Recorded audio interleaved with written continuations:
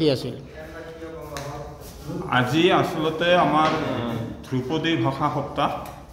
তাৰপিছত তাৰ লগতে সংগতি ৰাখি আমি অনুষ্ঠিত কৰিবলৈ লৈছোঁ যেহেতু ভূপেন হাজৰিকাদেৱৰ স্মৃতি দিৱস আৰু মহিলাৰ প্ৰতিভা বিকাশৰ অনুষ্ঠান আকাশ আৰু ইয়াৰ আগতে আমাৰ কিছুদিন আগতে আমাৰ বাইদেৱে বা আমি ধুবুৰী জিলা সাহিত্য সভাই প্ৰথমবাৰৰ বাবে অনুষ্ঠিত কৰা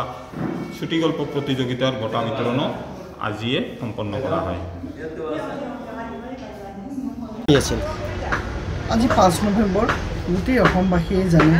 গোটেই বিশ্বই জানে আজি ভূপেন হাজৰিকাৰ ভাৰত ৰত্ন ভূপেন হাজৰিকাৰ মৃত্যু দিৱস। এই স্মৃতি দিৱস আমি ইয়াতে পালন কৰিলোঁ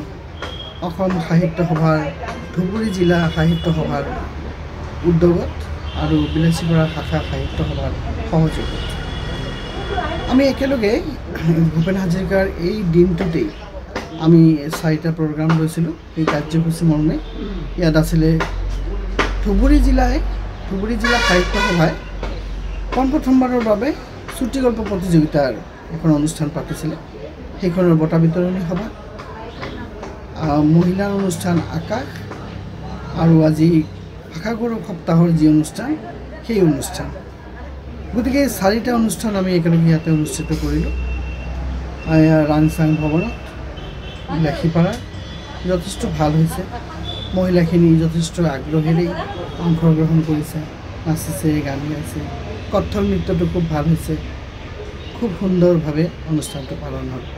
ভাল লাগিছে ধন্যবাদ ধন্যবাদ